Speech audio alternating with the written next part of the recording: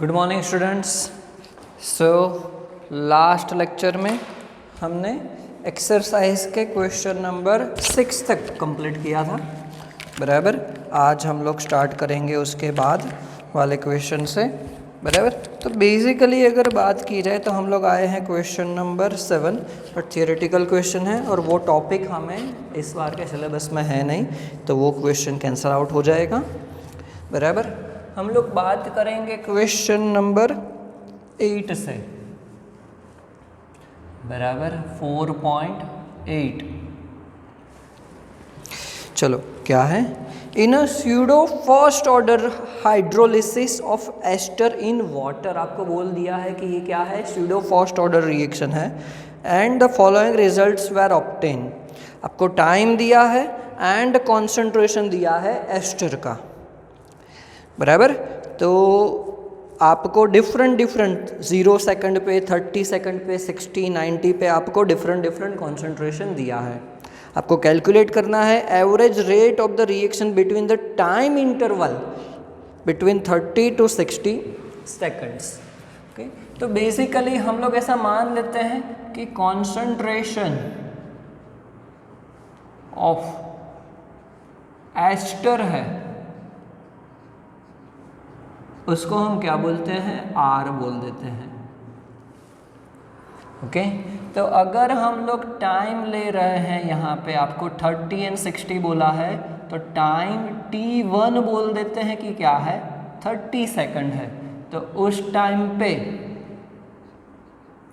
R1 हो जाएगा। R1 कितना होगा, आपको दिया है 0.31 मोल पर लीटर।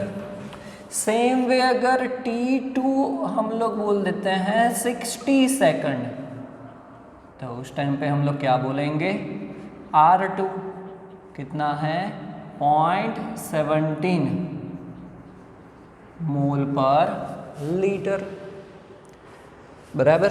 तो एवरेज रेट का फॉर्मूला क्या है हमारा, RAV is equal to minus delta R by delta T। तो माइनस ब्रैकेट में डेल्टा R क्या होगा, R2 minus R1 divided by T2 minus T1, बराबर। तो ये सारी वैल्यू तो आपके पास है, R2 है, R1 है, T2 है, T1 है। तो आप एवरेज रेट फाइंड आउट कर सकते हैं, बराबर। सिंपल एग्जाम्पल था। चलो उसके बाद आगे बढ़ते हैं हम लोग एग्जाम्पल नंबर 9।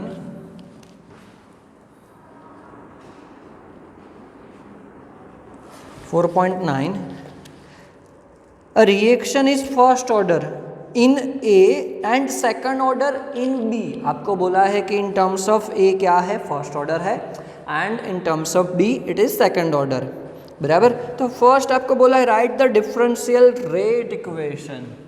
तो फर्स्ट आपको लिखना है differential rate equation, that means minus dr by dt, differential rate equation. So in terms of A वो क्या है, फर्स्ट ऑर्डर रिएक्शन है, and in terms of B it is a second order reaction. Okay, तो ये हमने क्या लिख लिया है, डिफरेंशियल रेट इक्वेशन, बराबर। सेकंड पूछा है,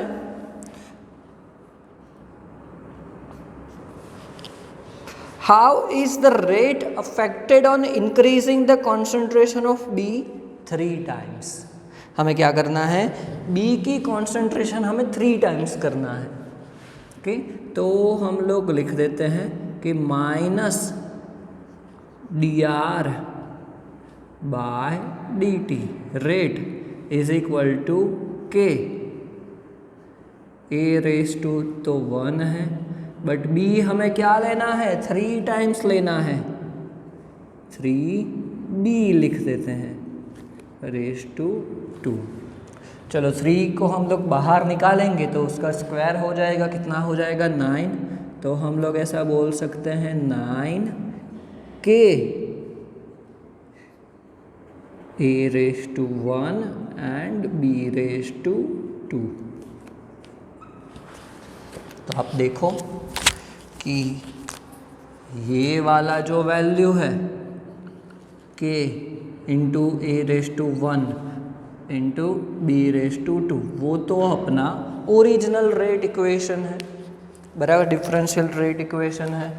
तो फिर ये 9 इंटू हमने 9 किया तो रेट क्या हो जाएगा, एक्चुअली ओरिजिनल से 9 टाइम्स हो जाएगा। कितना हो जाएगा, 9 टाइम्स इंक्रीज होगा। आपको समझ में आया हमने क्या किया है? हमने कुछ नहीं किया है, सिर्फ जो आपको बोला है करने का 3 टाइम्स इंक्रीज करना है, तो हमने 3 टाइम्स इंक्रीज किया। फिर जितना भी इंक्रीज किया था वो जो भी उसका पावर है उसको खींच के हमने बाहर निकाल दिया, तो ये तो ओरिजिनल अपना रेट हो गया। तो इंटू 9 हुआ, दैट मीन्स 9 टाइम इंक्रीज हो गया रेट। ओके, तो ये सेकंड क्वेश्चन भी खत्म हुआ। चलो थर्ड है, how is the rate affected when concentration of both A and B are doubled. बराबर, तो थर्ड आपको होमवर्क में करना है, जैसे ऊपर वाला क्वेश्चन हमने किया है वैसे ही क्या करना है आपको कि ए का कॉन्सेंट्रेशन एंड बी दोनों को डबल्ड करना है। 2 से मल्टीप्लाई करेंगे इंटू 2, यहाँ पे 2 हो जाएगा, तो आपको फाइनल पता चलेगा कि रेट क्या होता है। बराबर, क्वेश्चन आपका ख़त्म हुआ। 4.9 सिंपल था। चलो आगे बढ़ते हैं 4.10। In a reaction between A and B, the initial rate of the reaction R0 was measured for the different initial concentration of A and B as given below। आपको टेबल दिया है, A की concentration दी है, B की concentration दी है and आपको rate भी दिया है।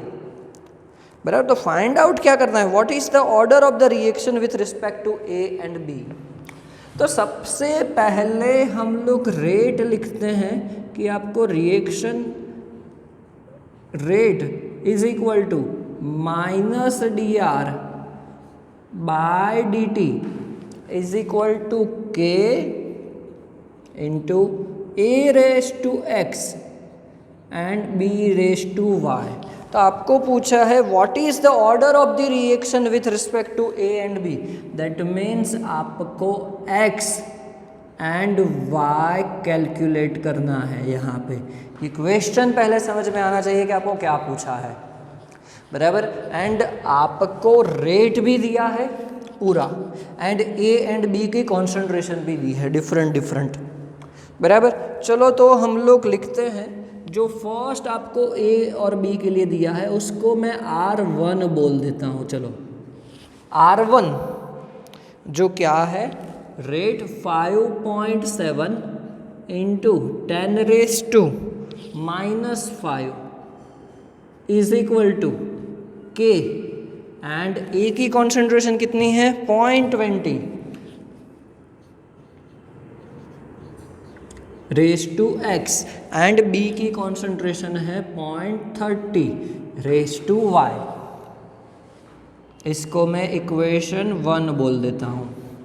चलो सेम वे R2 क्या हो जाएगा, R2 है rate 5.07 into 10⁻⁻5 is equal to K and उस टाइम पे ए की कॉन्सेंट्रेशन कितनी है 0.20 raise to x and b 0.10 raise to y, equation number 2।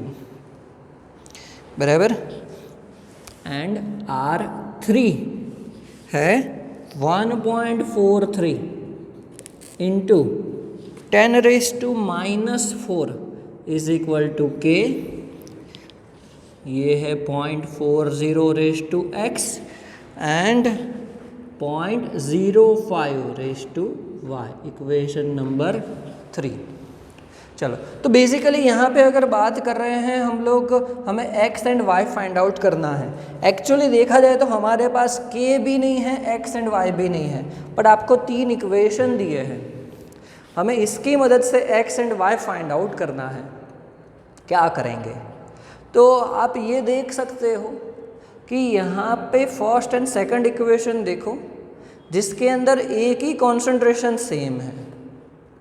तो अगर हम लोग ऐसा करते हैं कि R1 डिवाइडेड बाय R2 कर देते हैं, क्या करते हैं हम लोग, R1 डिवाइडेड बाय R2 करते हैं,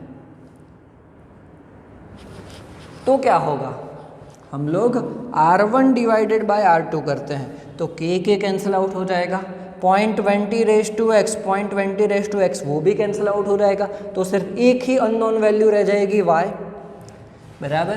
तो क्या हो जाएगा, 5.7 इंटू 10⁻⁵ डिवाइडेड बाय 5.07 इंटू 10⁻⁵। के कैंसिल आउट हो गया, 0.20 raise to x, 0.20 raise to x cancel out हो गया, तो बाकी क्या बचा, 0.30 रेज टू y, ये भी 0.10 रेज टू y। चलो, अब इसका आंसर क्या आएगा, 1 आएगा। आप अगर आप देखो तो 0.00057 एंड 0.00057 तो डिवाइड करेंगे तो ऑलमोस्ट क्या आएगा, 1 ही आएगा, 1 पॉइंट कुछ समथिंग आएगा, 1.00 कोई समथिंग आएगा, और इसको हम क्या बोलेंगे, 1 इज इक्वल टू 0.30। हम लोग ऐसा बोल सकते हैं कि 0.30 उसका एक्सपोनेंट सेम है ऊपर नीचे, तो हम लोग ऐसा बोल सकते हैं, बराबर। तो फिर क्या हो जाएगा, 1 is equal to 3 raise to y हो जाएगा, 3 रेज टू y हो जाएगा। चलो, अब आपको यहाँ पे एक इक्वेशन मिल गया है कि 3 रेज टू y, उसका आंसर क्या आना चाहिए, उसका आंसर 1 आना चाहिए, उसका आंसर 1 आना चाहिए। तो अब y कितना एज्यूम कर सकते हो, अगर मैं इसको ऐसे लिखता हूँ कि 1 रेज टू 0, किसी भी की पावर 0 कर देंगे तो उसका आंसर 1 आ जाएगा, बराबर। तो और यहाँ पे मैं कर देता हूँ is equal to 3 raise to y है, तो फिर y की वैल्यू क्या हो गई, 0 हो गई, y की वैल्यू क्या हो गई, 0 हो गई।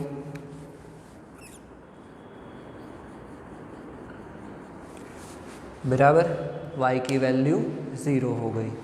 तो बेसिकली हमने क्या किया, इक्वेशन 1 डिवाइड बाय 2 किया, तो उससे हमें क्या मिला, y की वैल्यू मिल गई।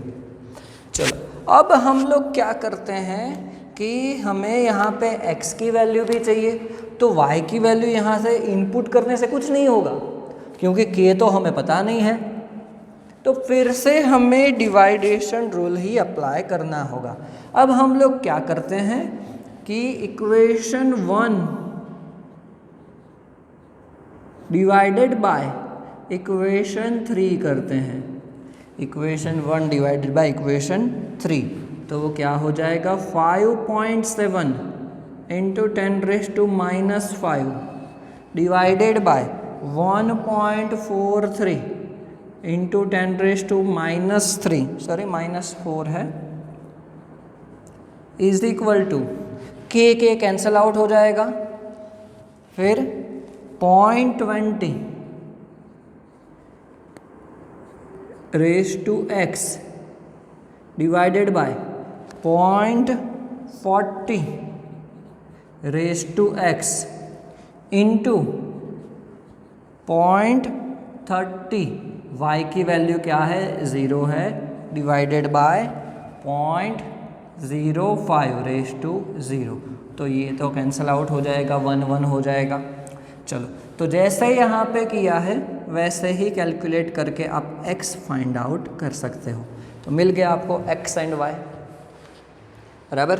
तो इन टर्म्स ऑफ a यहाँ पे जो x जो भी आ रहा है हो, and in terms of b it is a zero order reaction, बराबर। क्वेश्चन इतना डिफ़िकल्ट नहीं है, थोड़ा सा आपको लंबा लगेगा बट बहुत इजी है। हमने टेबल के हिसाब से रेट को लिखा, उसके हिसाब से जो हमें फाइंड आउट करना था उसके लिए हमने k की वैल्यू नहीं है हमारे पास, x y की नहीं है, तो हमने ऐसी दो वैल्यू चूज़ की कि जिसकी वजह से कोई भी दो वैल्यू कैंसिल आउट हो जाए, तो तीसरी हम लोग इजीली फाइंड आउट कर सकते हैं।